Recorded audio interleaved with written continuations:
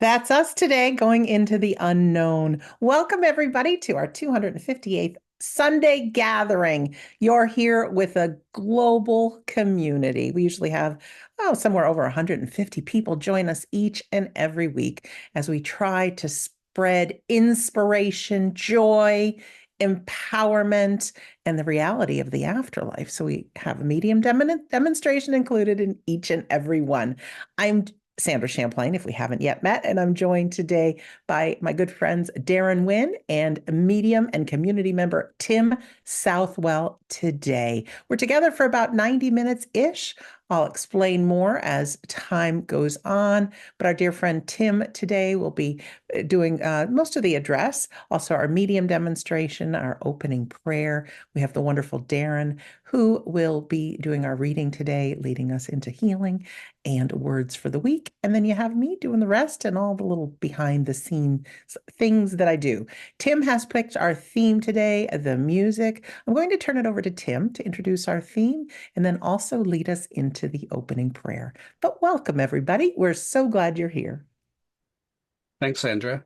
Yeah, and it's good to be back, and thank you very much for having me back as well. So our theme today is life under construction, and I'm sure that's something that we can relate to. There's times where things go, so smooth, so nice, so calm, and we get to just sit back and enjoy life. And then there are times in which it seems like we are working, and things are coming together and things are not coming together. So it's a bit of construction that's needed. So that's sort of our focus today, is that and how you fit in and what could be done maybe in that constructive sort of mindset. So thank you for joining us. And if you feel comfortable, close your eyes and let's open with prayer. Divine Spirit, we come from many backgrounds, many countries, and yet we are here gathered in this one place for these next 90 or so minutes to experience growth within ourselves, perhaps understanding, and at least camaraderie among those of like mind. We give thanks that we are able to enjoy this moment together and hope that we can take any ideas that come to us, any thoughts, any expressions that of emotion that come from inside. We can take those, work with them as construction as we look at our life and as we look towards a better future. We give thanks. Amen. Thank you for that wonderful prayer, Tim, and for the wonderful theme. I'm going to do today's reading, and I've got a story for you called The Tiger's Whisker. Once upon a time, a young wife named Young Oak was at her wit's end. Her husband had always been a tender and loving soulmate before he had left for the wars. But ever since he returned home, he was cross, angry, and unpredictable. She was almost afraid to live with her own husband. Only in glancing moments did she catch a shadow of the husband she used to know and love. When one ailment or another bothered people in her village, they would often rush for a cure to a hermit who lived deep in the mountains. Not Young Oak. She always prided herself that she could deal with her own troubles. But this time was different. She was desperate. As Young Oak approached the hermit's hut, she saw the door was open. The old man said without even turning around, "I hear you. What's your problem?" She explained the situation, his back still to her. He said, "Ah, yes. It's often that way when soldiers return from the war. What do you expect me to do about it?" "Make me a potion," cried the young wife, "or an amulet, a drink, whatever it takes to get my husband back to the way he used to be." The old man turned around. "Young woman, your request doesn't exactly fall into the same category as a broken bone or ear infection."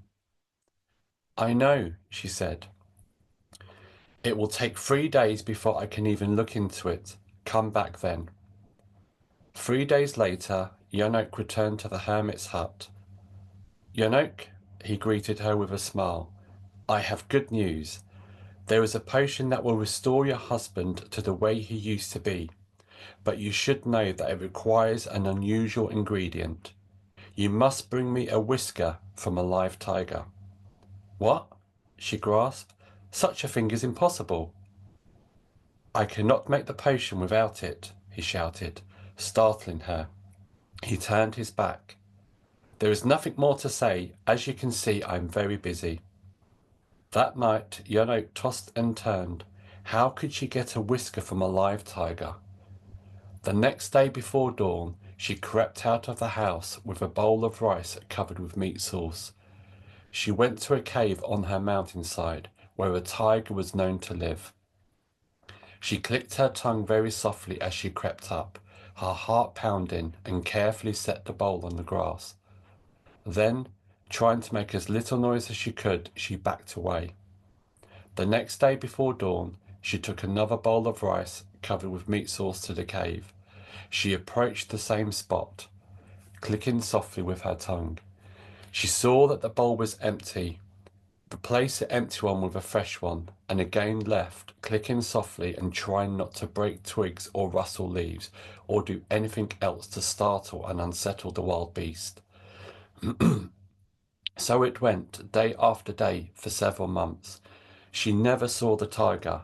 Thank goodness for that, she thought, though she knew from footprints on the ground that the tiger, and not a smaller mountain creature, had been eating her food.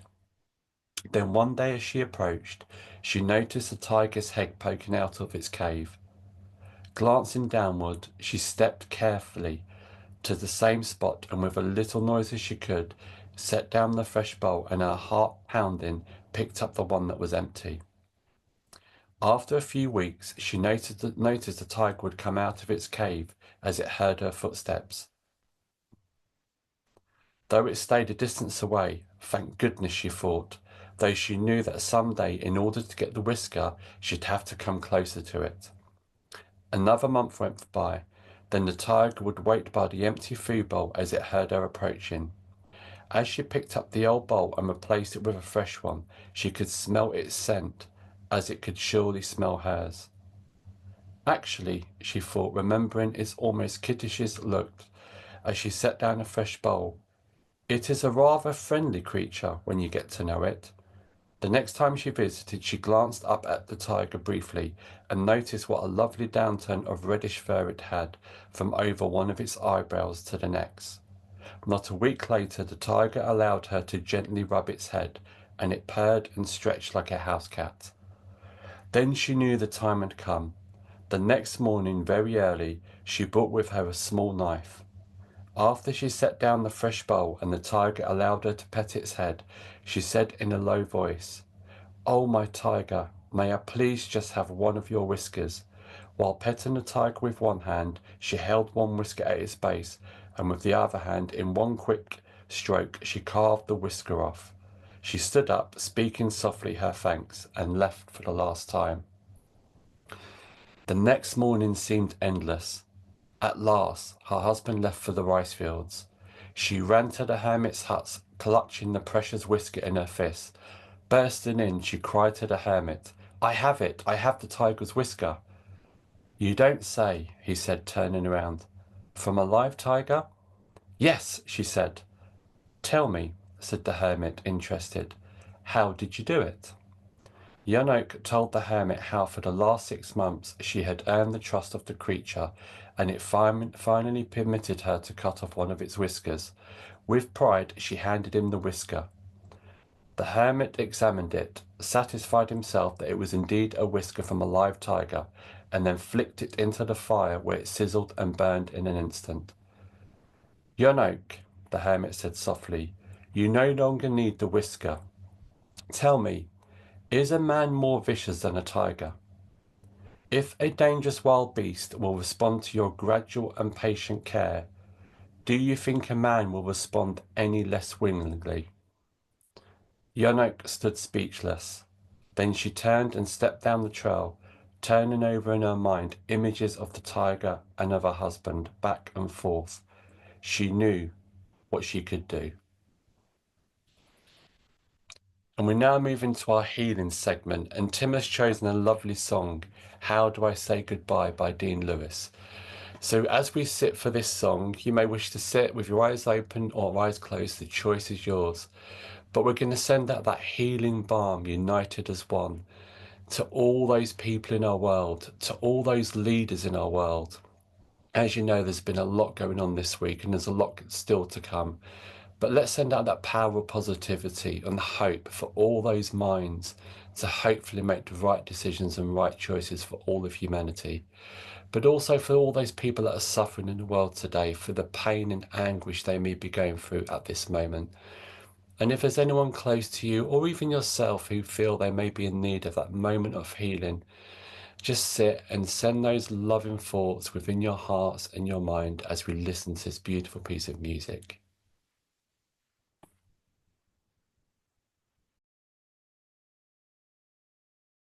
So, life under construction. Originally thinking of that and thinking of that song, um, it brought me back to a thought and a memory, actually. One of the things I like to do in my spare time is I like to do Lego. Yes, I'm a grown adult and I still like to do Lego, but it's also not just Lego, but they have little tiny ones too, the ones that make it really kind of tough. And what I like to do is to make castles, actually. They tend to be some of my favorite things to make. Maybe it's a fantasy land. I wish I lived in one or something. But so I had this beautiful castle one day, and I usually construct them in my living room, piece by piece, bit by bit, make sure the dogs don't start chewing on them, and finished it. Had it ready to go. And I thought, you know what? I will just set this. You can tell what's going to happen, right? As soon as I say that part, I decided I'm going to set this off to the side and I'll take it upstairs later where I have my little collection of that. And so everything was fine. I like the way it looks, so I kept it there for a couple of days. And eventually I decided, yes, it's time. It needs to go upstairs. So, of course, I picked it up, and Lego's never 100%, right? And not just Lego, not promoting a certain brand, but any of these are never 100% because you can cut corners a bit to make it look good. Picked it up, and sure enough, bang. The top end is a castle, right? The top end teeters, and there's nothing you can do because you're holding on to it. It's like holding on to a wedding cake, and the bride and groom are starting to wobble on the top. What are you going to do? Go for the bride and groom or hang on to the rest of the cake? So I held on to the rest of the castle, and sure enough, the top crashed, smashed, little bitty pieces. And so there I was, a little distraught, and being human, several reactions crossed my mind. Do I break into tears? Do I take what's in my hand in anger and hurl it to the ground and shatter the whole works? What do I do when everything's gone to pieces? Ultimately, I did put everything together again. I didn't find every single piece, and maybe someday, whenever I move and move furniture or who knows what, I will find those pieces, and it might mean something there. Or by then, who knows whether I have tossed out that castle. But there I was picking up the pieces, and I thought that's fairly accurate for all of us. There are times in which our life is going along, as mentioned earlier, and then we find things just need special attention. They're not going the typical way. They can fall to pieces.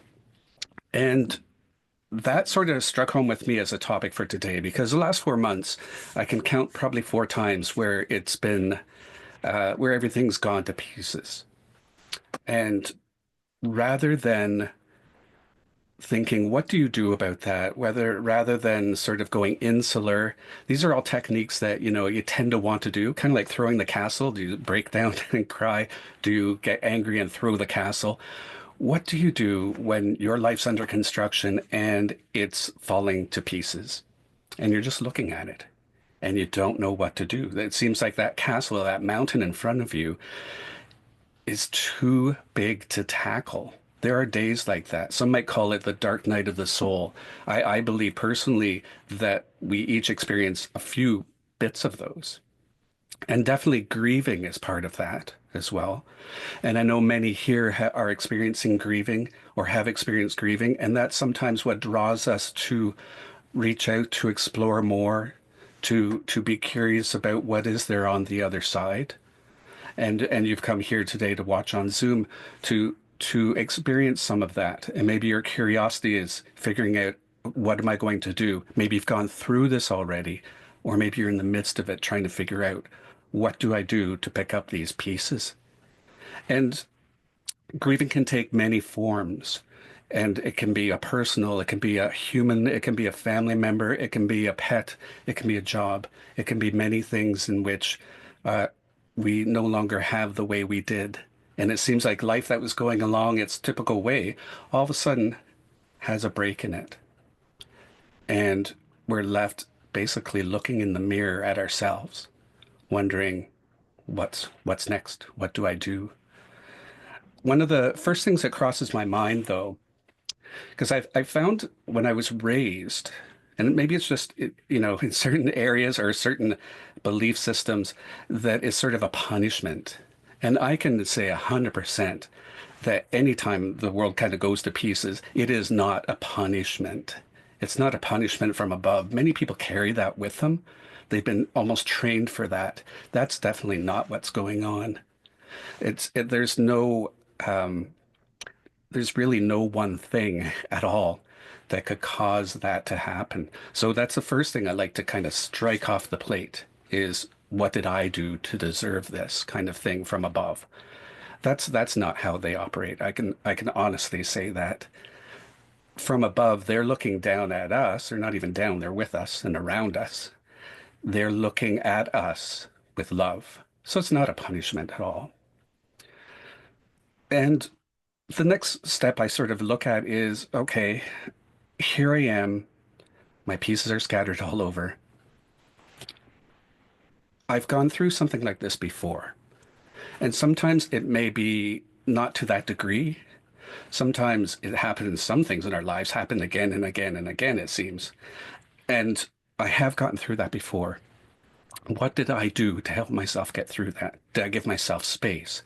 Did I go inward? Did I ask advice? Did I seek support? Did support come to me?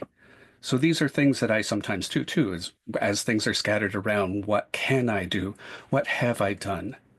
Because it's, in a sense, a time of rebirth of self. And I pause there for a second because that is often something we cannot see in the moment and we can look back and see.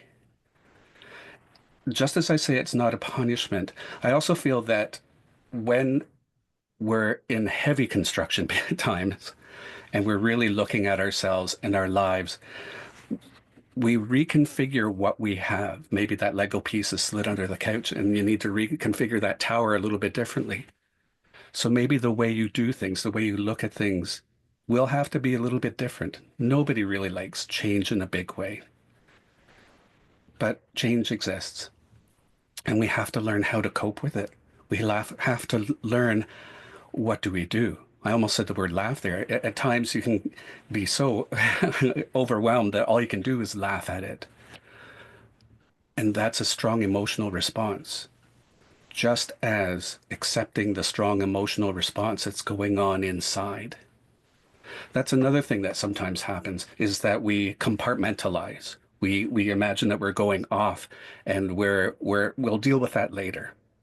We've got too much on our plate. There's too much to do. And sure enough, if there's some planning that has to happen, that is important. But it is also important to kind of live the moment, at least in degrees, in bits and pieces that we can. Going back to the Lego thing, I couldn't take all those pieces all at once and magically put it together, and there's the tower that fell off. I'm going to have to acknowledge what's happening, what did happen, and start somewhere. It's that first step. Did I go jumping and fixing things up right away? No, because there's that time in which I have to adapt. I have to wrap my head around what's going on, just like in life. When we get one of those moments in which it's really, really tough, and we realize that it is really down to us to bring us out of there. In a way, what I find happens It's like we're taking that onion. This is a common a common analogy, but it's like that onion, and the skin is being peeled away, and we're revealing, we're getting down to deeper of who we really are. And as of course, as you peel away onions, there are tears, and there will be tears at times, but that's okay. That's also part of that emotion. Bottling that up, oftentimes we're told it's not healthy. Releasing that in a good, helpful way is a healthy thing. So as we're going through this, as we are at sometimes day by day, even just feeling like we're surviving, what we think of is that one day at a time, that one step at a time. I have gone through this before. This is not a punishment from anywhere. This is something that life has. This is what living has. And I dig deep within. Not to say that there isn't help. I know for myself when I get into that, especially now, more so than years ago, because now, and I believe a lot of you would say the same thing about your spiritual beliefs, you know, you feel there is something beyond what we see. You know, those who have passed before us are around us. And if you don't quite know that yet, then you trust that, you try that out. And there's where you can ask for the help. Many times I can think of asking specifics or sometimes anyone to come in, step in, please. I'm really struggling with this. I need some help. And I'm a skeptic through and through for many things. And so did I believe that was going to work? I was willing to try it, frankly, at that point. And the best way I can describe it, it was almost like Pepto-Bismol for the heart. It's almost as if something, that's all I can say. I can't even say someone, but something came in and just soothed that feeling. And that's part of free will that I believe in. They were willing, they are wanting to step in and help us out. We need to ask at times. It's part of our free will. We need to go through, that's what I believe is our choice to be here, living this existence, to go through what it is we will. Whether we prescribed it ahead of time or not, that's a personal belief. But going through these things, we've chosen and we're given that choice to live our way. So as we experience these difficult things, we have the support that we can gain. As we're going through these difficult things, we're uncovering more and more about who we are inside. We're getting down to the depths, I feel, of the way we want to live. What's really important to us? We hold that mirror to ourselves in these tough times and say, why have I gotten here? I personally believe anything that we go through is of value to us. So even as hard as some of those things have been, they will be of value. And you're here experiencing them for a very important reason that we just have to trust if we don't necessarily understand it in the moment. Now, in those darker moments when we feel we are by ourselves, the other thing I would think of too is meditation. You may call it sitting in the power, but meditation, taking that moment because you commune with the universe, with what you understand is out there at that time. There's healing that goes on, just like we had that healing moment a few minutes ago. And there's, whether you do that by prayer, that purposeful quiet, just with self, and you start to recognize those bits like, I've been through something like this before. I am strong enough to go through this. Or I know I need to reach out to the unseen people or reach out to someone live by phone or whatever. It's in those quiet moments where things start to settle. It's in those quiet moments too, where we can ask, what do I do next? And that is where I believe intuition comes in for every single person who asks for it. I believe it's there for every single person regardless. However, we may not be looking at it. either whether it's a belief, a trust, over skepticism, or whether that free will, we need to make that conscious call. We need to find out, how can I have a bit more hope and faith, and lastly, love? How can I get back into that zone? And we're doing that in prayer, doing that in meditation. So all those pieces that are lying in front of us can be really confusing, especially in the moment. And we may react in ways that we don't want to react in the moment. So if we take that time, think about where I need to be next. What is my next step? I am supported in any way. And that actually I am now digging deep and discovering more about who I am. Then that's where we do gain that hope for continuing on. We develop our faith. And it's, to me, the language of love from the other side. That to me is their language. It is the only thing they can speak is love. When they come through to us in messages, it's for reassurance. It's really a message of love. They want us to be living as good of a life as we can, still learning what we want to learn. But they are there. And if we can tap into that with our own intuition, sitting quietly, asking out, then we can get help with life under construction. And thank you. And I'd like to pass it on to Sandra. Thank you so much, Tim, for those wise words. They come out of the darkest times, I know. We send you love and we send you appreciation. I just got an idea from Tim talking. If you're anything like me, it's nearly impossible to ask for help. We don't want to. We think we can handle it all. I want to just take 1 minute for each one of us to just be quiet. And whether it's God, the universe, whoever's listening, your loved ones, there's something that's heavy on your heart. I know there is. And just ask for help. Okay? Just maybe less than a minute. So let's each do that now.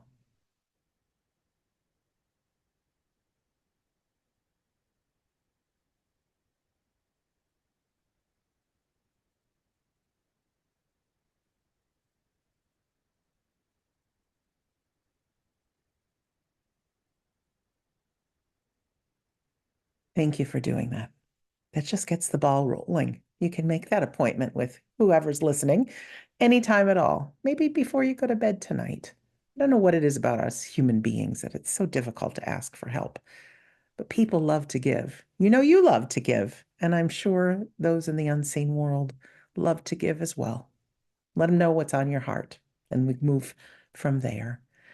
When I was listening to Tim talk and hearing about dogs, I remember a comedian that I saw once, and he was talking about human suffering. And he said, imagine a dog going into a psychiatrist. I never knew my father. You know, animals live in the present moment. And of course, dog spelt backwards is God. And some feel that they live a short life just because they do their job so quickly. They just get to spread this unconditional love. And I think as humans, we suffer because we think things should be different than what they are. I'm no different right now in my life. You know, I'm thinking in April, I turned 59 years old. I keep saying I'm pushing 60, right? I'd be a 15-year-old dog. Where did the time go? The body doesn't work the same way. I'm watching my mom age. She's 83 now. I've got a lot of love and care for her. And I find my ego mind doesn't like how it is, right? It's hard to be with sometimes what gets thrown at us. I'm not a believer personally that everything in our life happens for a reason. If that's your belief, I won't take it away from you. There's no right or there's no wrong here. I do believe we come into life with certain things we want to learn and explore and do. But I also think by nature of being human, stuff happens. Stuff happens. Illness happens, accidents happen, good things happen, surprise meeting of someone, who knows? But we suffer when we think things should go some other way than they are.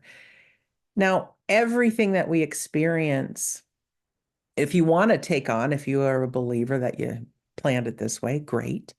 Or what I like to do is say, I can learn from each and every experience. And like Tim was talking about, maybe years from now, but you look back on something that happened and you realize it happened, and this is where I am. Just before our Sunday gathering started, I had said to Tim that he'll be back on our Sunday gathering on the 11th of May, which is Mother's Day, most areas of the world, but it's also the 15th anniversary of my dad's passing. And so I'm grateful Tim will be with Darren and I that day. But my heart sank, but also gave some joy because we've had a lot of Sunday gatherings under our belt, haven't we? Yes, we have. I've got a book, which you see behind me. I've got over 700 hours of podcast episodes. I have gone face forward into discovering the afterlife, help through grief, then help for having a powerful life. And none of that would have happened had I not hit rock bottom for all kinds of reasons on the passing of my dad. So, do we deal with suffering? Well, we can say, we don't like it. What can I learn from it? Where can I go from here? How can I make a difference for another? We human beings, I think, and this is something I choose to believe, and playfully, that we get an opportunity to come to this place called Earth. We are these souls that just all is well in the before life or the afterlife. But we really get a lot of experience coming to this place called Earth. So we simply forget who we are, kind of like we signed up for the secret mission into the great unknown, and we forgot who we really are. We can never die. We're never alone. We can never fail.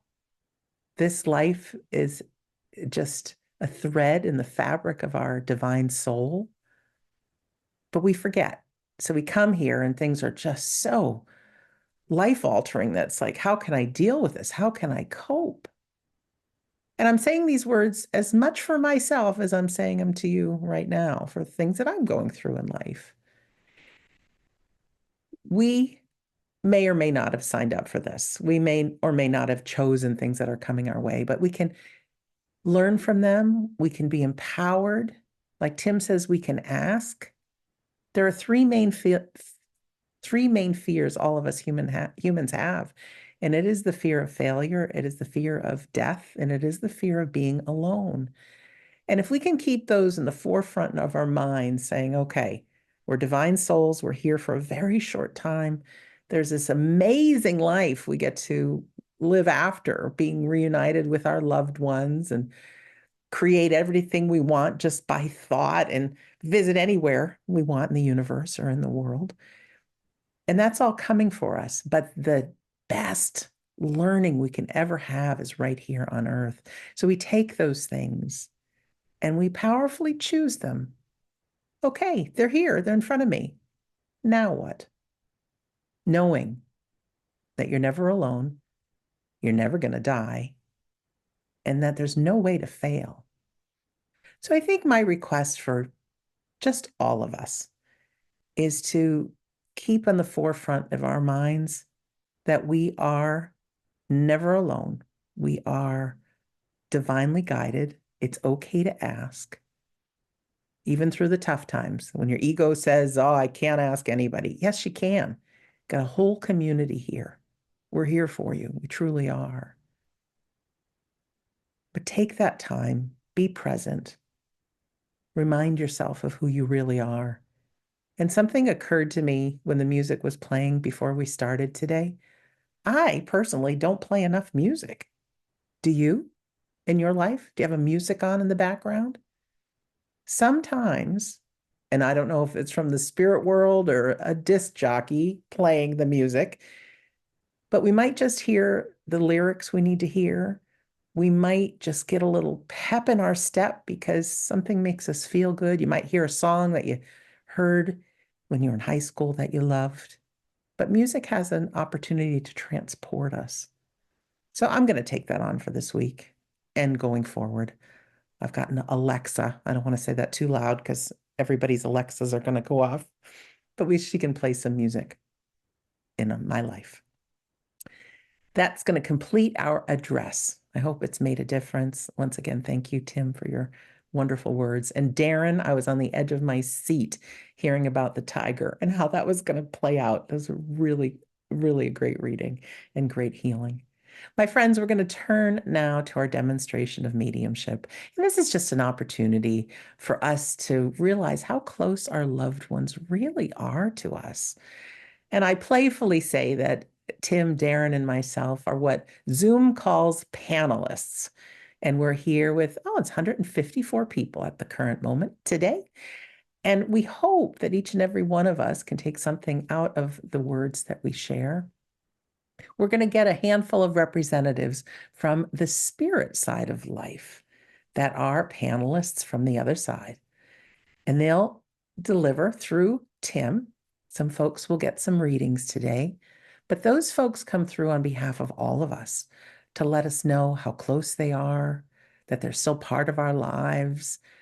And it's a joyous occasion. So as Tim delivers messages and readings for people, pull them towards yourself. Like these folks have some meaningful words to share for you too. Okay, will you do that for me? Tim will request in his own way for the spirit world to work with him. There'll be some members, like I said, of our Sunday gathering on the spirit side of life that work with him. You'll hear him give a few initial bits of information about the person that has connected with him. So we like everybody to be on the edge of your seat for this. The spirit world knows exactly who's in our Zoom audience today. If you just have your phone on you and you're out for a walk right now, well, they know that. They know that. You're never alone, as I said. We want you to really listen in. A person coming through from the spirit world could be a friend, could be a family member, could be somebody we worked with, could be somebody a little distant. We never know exactly how they're going to work. So we want you to listen in. So you'll hear Tim describe the spirit person that has connected with him. If you can understand all the bits of information in his description, we want you to press your raise hand button. Now, this is audience participation now, because if you can find that raise hand button on your device, you can press it for me now a couple times, just see how it works. If you're on an iPad or a phone, you might see 3 dots. You might have to press that first, and then the raise hand button will appear. Why this is so important is that sometimes there's more than one person that can take all of the information. And so Tim or any medium will continue working so that ideally we're left with one hand raised. Now, if you can just take some of the information and not all, we ask you don't put up your hand, okay? Sometimes it happens that there's, say 7 people that can all take one little bit, and then we find out they can't take it all. So it just makes time go by a little faster if you raise your hand only if you can take all the information. And if something doesn't fit, you can lower your hand. I still see some people with their hands raised. Go ahead and find that lower hand button and put them down. All right. Now, if you're with somebody who works with our medium today on our Sunday gathering or on any medium demonstration or any one-on-one reading, your job is simple. Let the medium do the work. All you need to do is respond with a yes, no, or I don't know to what they say. It happens far too often that mediums, and I'm not faulting them, they might not be properly trained. They ask, I'm getting a female with you. Who is that I'm talking about? And believe it or not, people say, oh yeah, my mom's in the spirit world. Well, I've got your mom then. That's not how it works. We want you to just say yes, no, or I don't know, and let the medium do the work. Okay. If you are the person with your last hand raised there, I will press a button on my side. You'll get a flash on your screen. It'll say host would like you to unmute. And then and only then you'll see an unmute button pop up on your screen. So like I said, you just say yes, no, or I don't know. Now, Sheila F., you still have your hand raised, just so you know. You can learn how to take that down. I've got a master button here, but just wanted to let you know. Sometimes we press that button accidentally. We like to play a piece of music before we go into our medium demonstration. So I'm going to do that now. And as we listen to this piece of music, just picture your loved ones right there by your side. They can multitask. They can work with Tim. They can be in the spirit world. They can be right by our side. It's really clever. And someday we'll get to experience what that's like. But for now, let's just sit back, relax, and here is our song. Another great song chosen by Tim. Welcome back, Tim. Yeah, that's a go-getter, isn't it? Yeah, it's fantastic. I was also thinking when you're talking about listening to music, I know I don't do enough of that too, but I know some people do, like they pull a card for the day or a color or something. My version of that is the Frank Sinatra for the day. So when I'm in the car, I have the Frank Sinatra station on, and the first song comes up. I swear almost every single time, to be honest, it has to do with the day or where I'm headed or what I need to look at. So that's that's my card of the day there. It's great. Okay, great. Well, thank you, everybody. And I'll just reinforce the idea of yes, no, and I don't know as the only answers. That really helps things along. Don't be afraid to say no if it's not quite right. We can look at the information again as it's coming through. So what I'll do now is connect a little bit further into the spirit world. And okay, so as I do, I feel I'm with an ant. And this ant was, I wouldn't describe her as bubbly. I would describe her as full of joy, though. There's a difference. I also feel that she could be quite picky about how things went, but so forgiving as well. She'd like to lead things a certain way, is what I'm picking up from her. I'm just going to see if there's anything more that she wants to lead off with. Okay. Okay, this is interesting. From her, I feel that the person I want to talk to here would,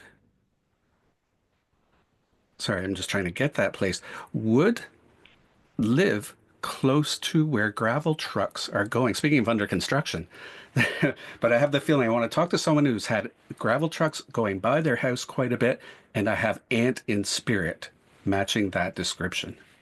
Thank you very much, Tim. All right, folks who can understand this information, go ahead and press your raise hand button. All right. We have Mallory. Mallory, if you can find that unmute button. Hi, Mallory. Hello. Hi. Hi, Welcome. Mallory. How are you doing? I'm good, thank you. Good. And I know Mallory, but I don't think I've brought through a contact of your aunt in this way. You're right. Yes. Okay. And you understand all the information, including her personality. I do. Okay, great. Because it's a polite pickingness, I want to say, that she had. Mm-hmm. Yeah, Yeah. understand. And also I feel that she was not shy with correcting people. Yes. Yeah, but I don't feel there's chastisement. If it got a little bit forceful, it seems like it would end with a chuckle or a laugh, just to know that Yeah. it was from the heart. Yes. I feel too that she was very helpful. You would understand that, just trying to get here. She was taking me towards baking, and I wanted to hold that idea for a second, but I feel that she was one that you would have had some of her cooking and baking, especially. Yes. I also do feel that she liked to teach others how to do recipes. I don't know. Okay, if it's not exactly that, then she would have people around her while she was in the midst of making something. Yeah. And it's something delicious. I really believe that because I feel I'm so thankful when this happens to that I can taste that the crust it wasn't thin.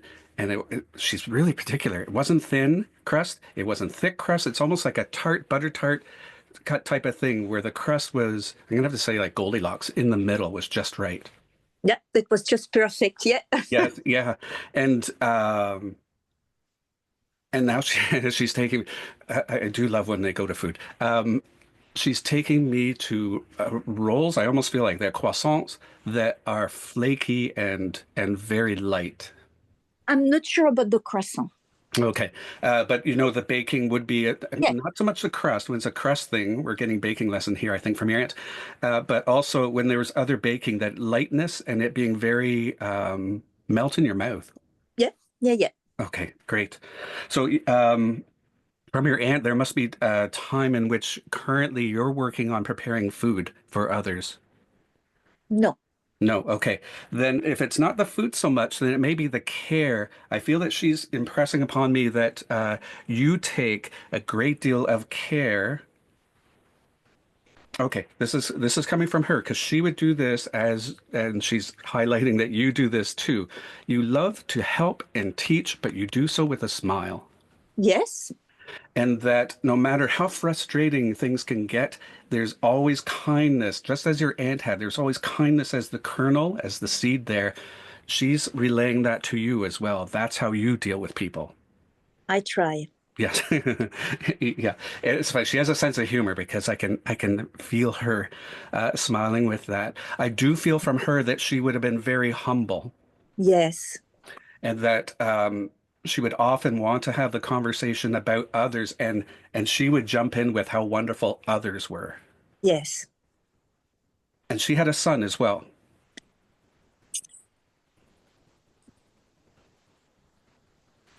I'm going to say no to that. Okay.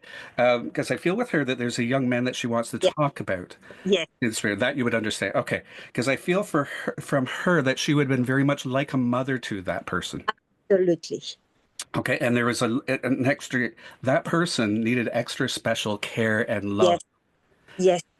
And it feels as if she gave that freely. She would never regret what it was that she would, how far she would go, how much she would do for people. Absolutely. And especially with this young man, younger than her. Yes. Um, and I'm feeling from her, this gentleman, he was like a son to her. Absolutely. Yeah. And I feel the protectiveness. I feel her watching. She passed before he did. Yes. Because I Oh, feel, I'm sorry. No, no, no. okay, yeah, you can't take that full sentence because he's still with us. So again, team, sorry. He is still with us. No. No? Okay. No. Let's get this clear then. So I know that Aunt did have the gentleman that she would have gone that extra mile for, would have cared more than anything, Yes. almost like an adoptive mother. Yes. I also feel, though, that there is someone else that she's referring to here, and this would be another gentleman in which there's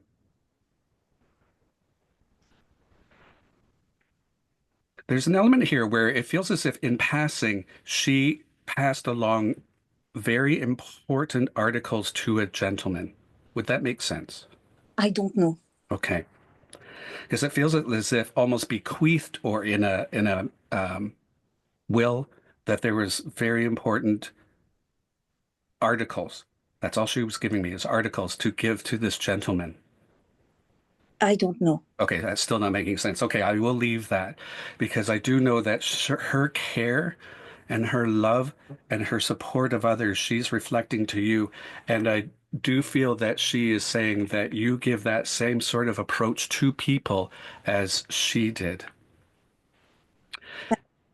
And and it's also from your aunt too. I'm feeling as if it's time for a pat on the back. It feels as if you're not getting necessarily the acknowledgement that you could be getting Yeah. for Correct. everything that you do.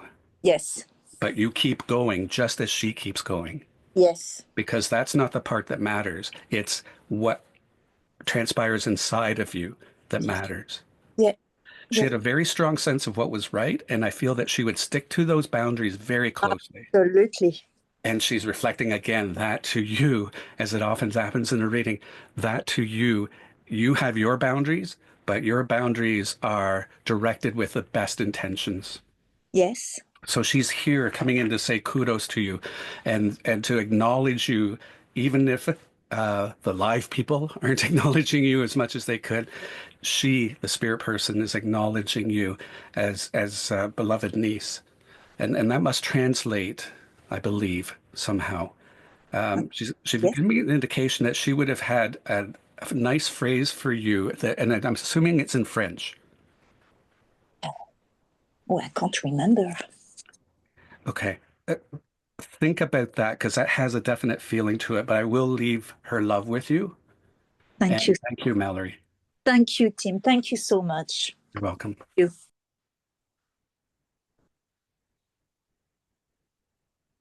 It's that baking that does it. That's always, I think many times that we're here, food always comes forward, and it's not because I'm hungry. I'm not hungry at the moment. And it's not because I'm starving. I'm definitely not starving. If you could see me now. Let's see here. Okay. I do feel the presence of another lady coming in. I feel she is friend, and I do feel she would take no prisoners. I feel that was her outlook on life. She just lived life to the fullest. In the phrase, if you could see me now, that reminds me of someone who that's actually Sweet Charity, who she just, suffered a fair bit of things and things her way, but she didn't look at it that way. She was much more resilient. Lots of energy to her, and I feel she's friend. And we'll see if someone can recognize that. Thank you very much. Who can recognize this information from a friend? Press your raise hand button, please. Nancy and Gladys. Oh, Nancy, you put your hand down. Gladys and Nancy. Oh, they're both have their hands raised. Okay. Great. I'm going to go a little bit further in to see what more information we have before even speaking to either. I do know this is friend. I do know there was take no prisoners. She had that indomitable spirit, and I feel that there would have been a time in which for the recipient here, she would have almost, if not literally, but figuratively grabbed her by the hand and said, "Here we go, let's go for it." Thank you very much. Gladys and Nancy, you can both understand that? Both hands are raised. Do you want to hear their voices? Sure. Or not quite yet? Okay. Yep, we can do that. Ladies, if you would unmute yourselves so we can say hello. Hi, Gladys. There, Tim. I'm Gladys. Hi, Gladys. And hello, Nancy. Hi, I'm Hi. Nancy. Hi, Nancy. Okay, I'm feeling drawn to Nancy first, but Gladys, listen if you don't mind. Okay. Okay, so Nancy, I feel that, and you can take all that information prior, correct? Yeah, Okay. there is something different. It's me saying, "Come on, let's go," and she told me that when she was ill. So this would have to be your friend, good friend, who would have been with that attitude. Okay, no, it was me pulling her. Okay, in that case, thanks, Nancy. Keep listening in case that's where we go. But Gladys, I guess I'm maybe with you. Okay, so Gladys, let me check with you if you don't mind that this is a friend that you had who had the take charge attitude, would have practically taken you by the hand and led you to adventures beyond. Yes. Yes. Okay. Good. So I feel with her that there is an element of risk taking, and I do feel that although they were calculated risks, there were times in which they weren't even calculated. She just jumped on in. Do you understand that? Yes, I'm trying to think of an example, so I'm kind of on the fence with that one. Okay. Let's see here. Let's see what she has here. Now she's giving me the sense too that she had a very interesting, unique sense of style of dress.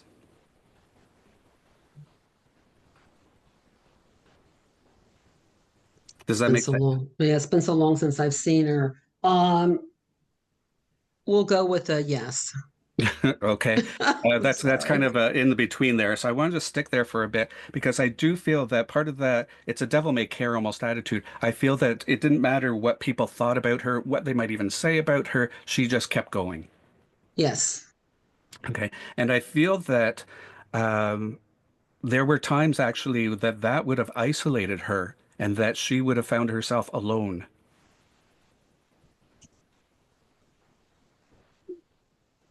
Yes. Okay. Sounds like you're trying to remember some of those things. Yeah, that's okay. That full steam ahead is definitely with her. And I know there's a brightness to her. I know she was very intelligent. Yes. She did not let that intelligent side show, I feel, more so than her courage, I would say. Yes. And I would even call it that almost bravado. What I feel too is that with the courage bravado is that it wasn't really ego driven. Right. That's just who she was. It was no one was going to put out her light. No one was going Mm-hmm. to, yeah, no one was going Yes. to settle her. She was going to take what she wanted to from life. Yes. Now she keeps on trying to bounce to you. I'm just sort of playing to hold off there a bit because I do feel that there was a lot of inspiration she was to yourself. Can you repeat that, please? Yeah, from her, I'm feeling that she inspired you quite a bit. Yes. And that inspiration was to step out of the quiet zone. Yes. Because I don't feel she was obnoxious, but I do feel that she was, that's a funny way to start, sorry, but I don't feel that she was loud enough to be obnoxious, but she definitely filled a room with her presence. Yes. And it feels as if she at times would try to get you to come up to her level to do the same for yourself. Yes. And I feel like I'm being taken to a dance that the two of you may have attended, and she would be the one to kind of keep an eye on you, or to, if it's not a dance, it's a social setting, in order to make sure that you were coming out of your shell. Yes. And I feel between her and yourself, it's funny. She had different ways of speaking to people, as we all tend to do. But I feel out in the public, she was one way for sure. With you, she still had that vivaciousness. Like I'm full of energy just in talking with her here. Um, but I also feel that her language changed quite a bit when she was talking with yourself. Yes. And by that, I meant she would call things as they were. It doesn't matter whether the language was a little blue or not. Oh, yes. Okay. Uh, Now, luckily, she's not coming through that way at the moment, but she is looking again to inspire yourself. I feel that she's bringing forward for you that there is a time to step out of the shell. This is the time. I feel from Mm. her that she's saying, if she were here right now, she'd be taking you by that hand and leading it. But she was not one necessarily to take you by the hand through something. She would then get you to move along and stand in front. Mm-hmm. I'm feeling from her that there's been some shy times, some quiet times lately, and it's time to emerge. And if you would understand that it's time to step forward, and I feel that this is okay. So I feel that there's been also a sense of not quite fitting in, but this is the step way to fit in, to be acknowledged. Again, that comes forward. I'm just getting this a little bit more precise if I can. From her, I feel that, yeah, she's going back again. This is your time. This is Mm. so you've recently had questions in your mind about, what can I do? What's happening next? She's on the other side cheering you on, ready to take you by the hand, and if not anything else, giving you a little gentle shove. Oh, Not just a little push, yeah. that little gentle shove there. And if you can't remember her sense of style, she is now remarking about your sense of style. And I don't know if she was a winker. Some people they wink all the time. I feel very much she's giving that sense of style you have a little wink and a nod as a way to go. So thank you very much, Gladys. Oh, thank you, Tim. It was wonderful. I missed my last visit with her, and years went by, but we always talked. And it's so wonderful that she came through here today. Oh, good. I Good. feel so blessed. Thank you so much, Tim. You're welcome, Gladys. Thank you too, and thanks to your friend as well. Um, okay, I too know there's a gentleman coming through at the moment. Um, okay, I think there's more than one. So I do want to talk to somebody who would have father in spirit as well as uncle in spirit. Um, I feel that there's actually I feel that there's actually an emotional distance between the person I want to talk to and father and uncle. There's sort of a bit of separation as in not seeing the same, not seeing things the same way. Um, and I do know uncle's important because uncle was sometimes someone that I could talk to as the recipient. Trying to see if there's anything else that they would have. Okay. So I'm going to ask for a sitter who has an uncle and father in spirit, a little bit of distance actually between both of those while they're in this world. Thank you very much. Jay and Kay and Heidi and Carly have their hands Okay. raised. Okay, good. We have a whole gang going there. And Inga and Pam. Okay. Now I did get the sense of son coming in there, so I'm not assuming that Jay is a son, but if I could speak to a gentleman. All right. Well, I see lots of ladies' names and Jay. Hi, Jay. Hey, how are you? Great, thanks. Everybody else keep listening in. So Jay, you understand that information so far, uncle and father in spirit. Yep, absolutely. I can take it all. Okay, great. Because I do feel there was a time there, because I know Uncle could be a little bit, I don't mean forceful, but I mean, if he had something to say, he would just go and say it. Yeah. Okay, because he's actually almost overpowering Dad a bit here. He's almost stepping forward and saying, "I want to speak first." Mm, And also, too, I'm feeling from Uncle, from his point of view, he sees a lot of you in him, or him and you, whichever way you want to take that. A lot of and my uncle, or he sees a lot of me and my dad. He sees a lot of you in him, the uncle does. Yeah. Yeah, I can totally see that. Okay, because I also see that it's almost like a triangle between, because the relationship between yourself and Dad, and Dad is taking a bit of a quieter stance. So I feel from Dad that he probably would have, it feels like he would have kind of stewed on things before he spoke up. Yeah. Yeah, so I think he's doing that now. He's in the background here. He's doing a little bit. Um, the intent on both these guys, I feel like their intent didn't necessarily match how they came across in words. Right. Yep. I feel that there could have been some okay, now both brothers are talking at the same time here. Let's see. From Dad, I feel he had high expectations, high expectations for you. Probably yes. Okay. Because it's a probably, I'm going to stay there for just a second because I want to say that from Dad, I feel that he would have, well, yeah, okay.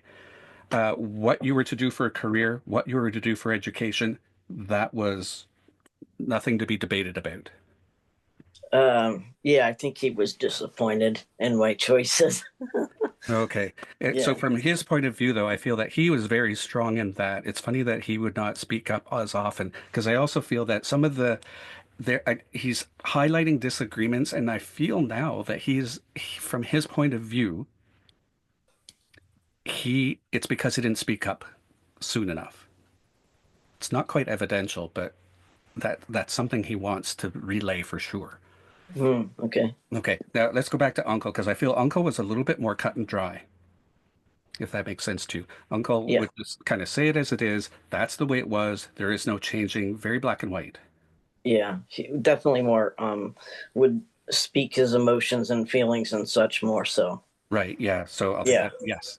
Yeah.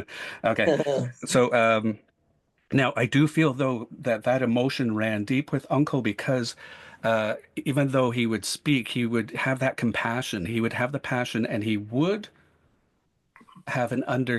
at least try to understand what the backstory was. Mm, I Feel I free to say no. I will not. I'd like to say yes, I think so.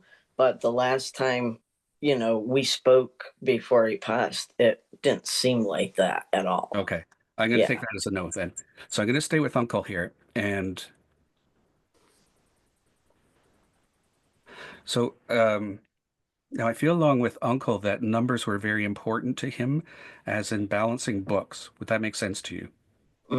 I can't take that. No. Okay, if it's not him, then you are um, that you're the person who has to worry about balancing books.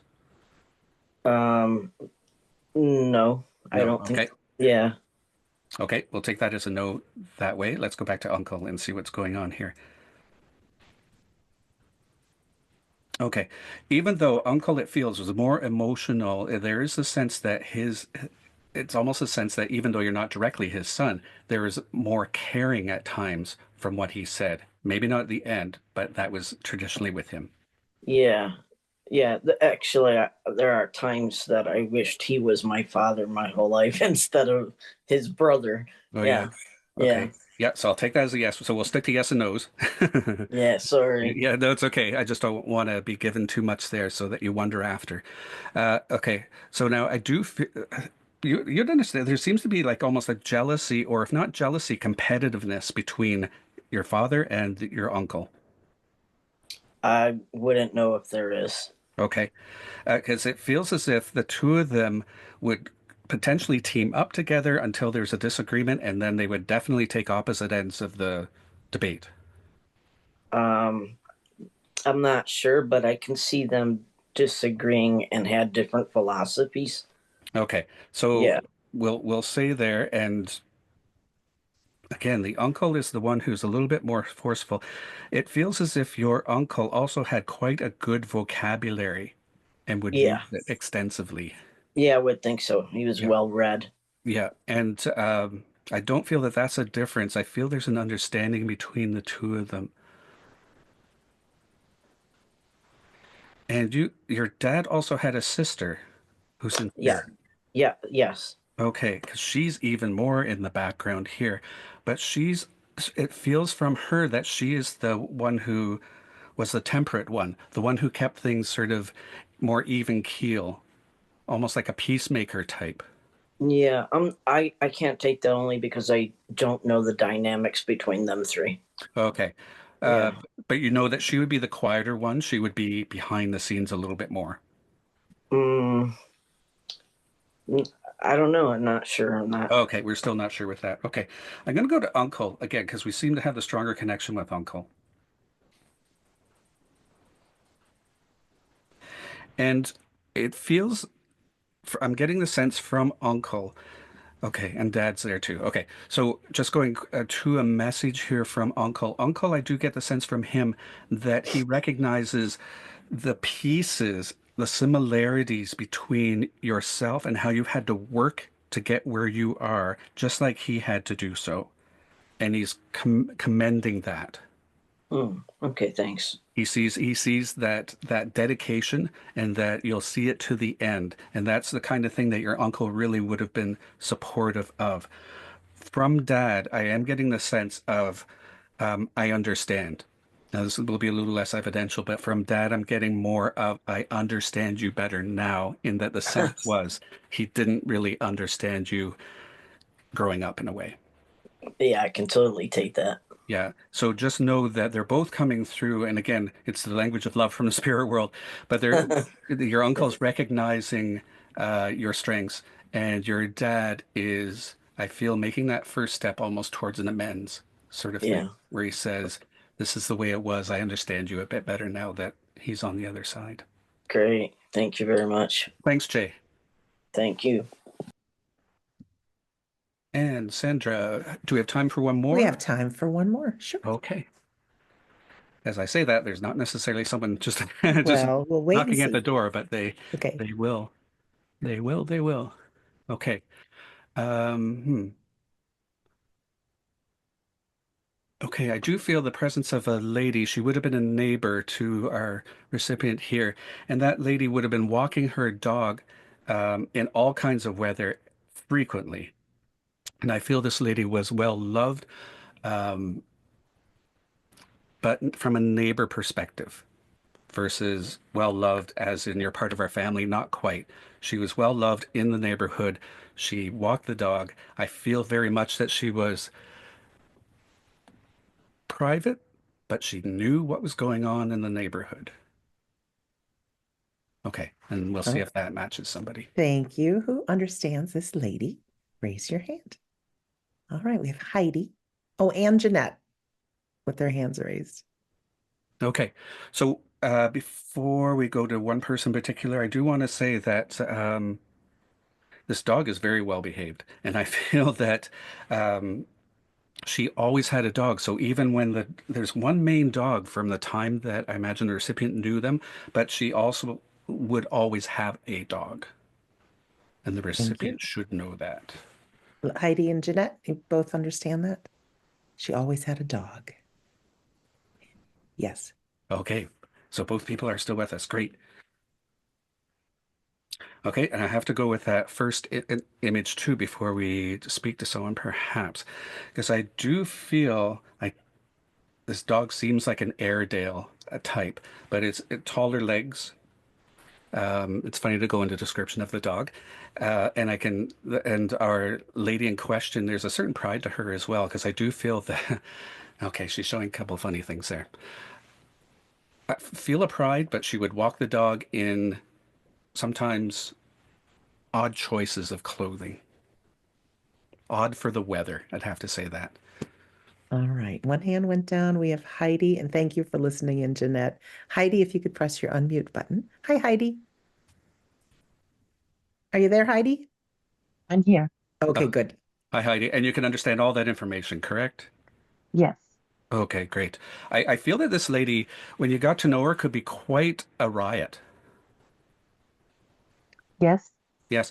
And that she's giving the sense, too, that in the neighborhood, there was times in which she would have been closer to people and times where she would have been not so close with people. It fluctuated. I think so. And she may be getting specific about yourself, that there was a time where she was closer to you, had more conversations, but then that ebbed and flowed. Yes. Okay. Now she's really, really dedicated to her dog. Yes. And I feel that that was through all sorts of weather, even, well, I'll go with I'll go with a house coat. Would you understand that she would wear a house coat sometimes to take the dog out? No. No, okay. Thank God. So if it wasn't a house coat, then I feel like there's this long coat that she would often be seen in. I don't know about that. Okay. We'll leave that for a second. That may come back or not. But I do want to go with a sense of pride because I do feel as if she was quiet, but she would want to say that there's a strong sense from her that she was not subservient to people That's correct. and that she would stand her ground. I can take that. Okay, because there's a feeling there that there were some times in which within the community she had to face being a little unpopular at times. I know what you're saying with that. Yes. Okay. But I also know, and the strong sense from her is that I'm in the right. I was right, I am right. So I am sticking my ground. I could take that. Okay. Now, I also get from her that I don't feel from her that she was a gossip, but going back to the original where she knew a lot about what was going on in the neighborhood, you'd understand that. I would. Yeah. Because I feel that there's this is a little less evidential, but there's a wanting for her to understand what was going on. And it feels like that's more for her, in a sense, safety. She felt safe when she knew what was going on. That's a perception. You may not be aware of that, though. But I understand it. Yes. Okay. Okay, great. And she's doing, and as much as people didn't, yeah, okay. So I'm getting the sense from her that a lot of people did not understand where she was coming from. I think that's true. Because as much as I get the sense from her that that's where she was in the area, it wasn't just keeping a stiff upper lip, as they say. I feel that she could look at things lightly, not quite with a sense of humor and laugh at it, but she could look at it realistically and realize it's not that important. I believe that, yes. Okay. Okay. Now, again, this is kind of been a theme. Everyone, the spirit persons want to talk about their sitter a lot. She really wants to talk to about you, because I'm getting the strong sense here that there's an understanding that you have, not just of her situation, but you have a stronger understanding of things than people would be aware of. I'm going to say yes. Yeah, it's sometimes hard to hear, things about ourselves, but I do say from her that there's, it's again like a commendation about how you will also stand your ground because you know what's right and you know what's right within you. That's true. And I also feel that there's been a from her that there's been a good deal of pushback towards you. And I don't feel it's just recently. I feel like that this goes back a little bit. Would you understand that statement? I don't understand that Okay. statement. So it feels then, I'll go back and see if I can get some clarity, that you also stand your ground. You're not easily pushed around. That's true. Okay. And that there's, okay, the inner strength is something that you don't necessarily acknowledge, but you know that you have that strong inner strength when push comes to shove. Yes. And I'm just seeing what she, one more thing here. Okay. From her, I'm also feeling that she had that strong sense of pride.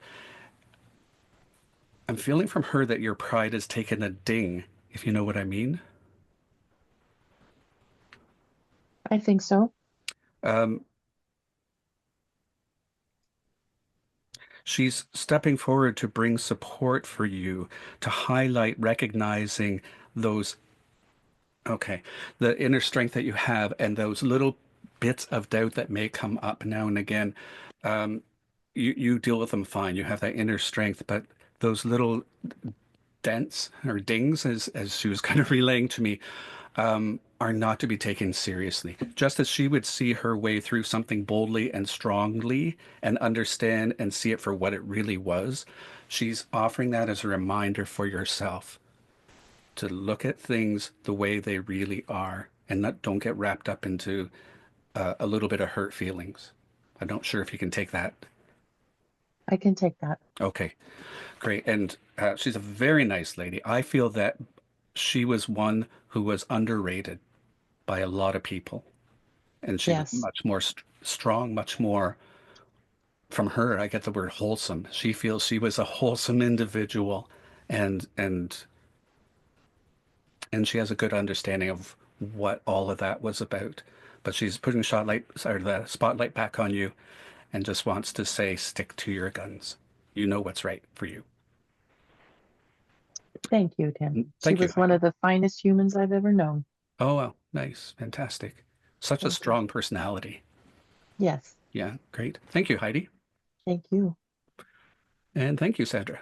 And thank you, Tim.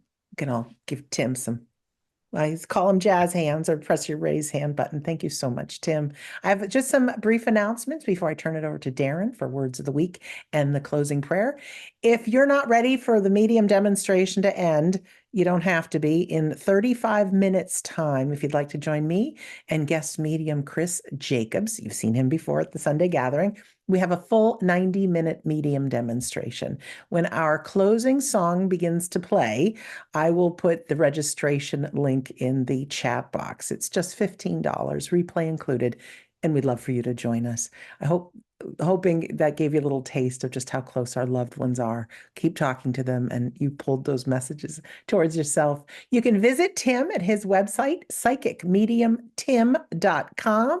Tim and our good friend Shirley Ann Sharp will be leading the March medium and psychic practice sessions that you're welcome to join for. There'll be 8 2-hour sessions in March. Everything I mentioned can be found at wedon'tdie.com. Just click on the store page. Also, if you'd like to meet Darren in person, who wouldn't want to see Darren in person? Darren will also be with mediums Scott Milligan, Dominic Bogue, and friends doing different afterlife retreats. Really great. There's one in Orlando in June, September in Scotland, and in the Netherlands in November. Coming up this week on Tuesday, you can spend an hour recharging those spiritual batteries and sitting in the power hour with Scott Milligan. On Tuesday, also, same time we started today, Scott and I start a 4-session class called Trance and the Altered States. Different kind of mediumship class. We don't do readings. We spend a lot of time with our eyes closed, blending with the love from that unseen world. Tuesday night, I'm going to be a special guest speaker in Hawaii. Unfortunately, I'm not going there. It'll be held on Zoom for our friends at the International Association for Near-Death Studies. It is free. I'll be talking about the afterlife and different ways to connect. Next Sunday, we have medium Stephen Trolland is back with us on the 16th of March, just after our Sunday gathering. Our friend Sonia Rinaldi will be doing a presentation on the latest images that she has received from the afterlife. She is just spectacular. Again, everything coming up is at wedon'tdie.com. Click on the store page. A special shout out for those of you who have made our Sunday gathering possible by donating. We appreciate it. We don't pass around a plate or anything like that, but contributions help us with all the technology and paying for the costs of everything. If you're somebody who wishes to donate, or you want to register for next week or watch some of the past replays, we have a Sunday gathering page at wedon'tdie.com. So you can check out a lot of stuff there. So with that, I'm going to turn it over to Darren for the closing words and also our closing prayer. Thank you for that, Sandra. How many of you have heard that phrase, life is a roller coaster? And it's only because Sandra mentioned roller coasters over that I thought about it. Life truly is a roller coaster. You know, you've got the ups and the downs and the twists and the turns. But just like being on a roller coaster, you're never alone. If, like me, I'm petrified of roller coasters. So when I went on a roller coaster in Disney with Sandra, whoever was next to me, that poor person got to hold my hand because I asked for that help. I wanted someone to take me through that fear. And you think on a roller coaster, you've got screams of fear, screams of the unknown, but you've also got screams of happiness and joy, just like life. And like Sandra and Tim mentioned earlier, you're never alone in this life. There's always somebody there to be by your side, just like they were with me on that roller coaster. And like Tim said, you know, life is continuously under construction. Just like our physical forms are always under construction, always changing, always evolving. But you know what? While our lives are under construction, we learn, we grow continuously. And you know what? It's what makes you into the wonderful, loving, caring, unique individuals you are today. So never forget that, people. You're wonderful people. And that's what, you know, being under construction is all about, learning and growing. And it's made you who you are today. So thank you for that. So now if you'd like to close your eyes and join me for today's closing prayer. We'd like to thank our dear friends, brothers and sisters from across our world for joining here together today in unity under that banner of We Don't Die and allowing this Sunday gathering to take place once again. And we'd like to extend our sincere thanks and gratitude to all those friends, helpers and loved ones in that world we call unseen for being here with us week in and week out and allowing us to hear your words and thoughts which are absorbed by all ears present, bringing us those moments of joy, healing and upliftment once again. And we'd like to thank you for the opportunity once again to walk hand in hand, side by side, and share the thoughts and words of your world. Each and every one of us here has done this to the best of our own ability and the best of our own understanding. And we truly hope we've made a difference here to all of mankind. So as we leave this Sunday gathering and allow the sun to set on this day, we go forward to the dawn of a new week and a new day, continuing our own journeys of life, which are continuously under construction.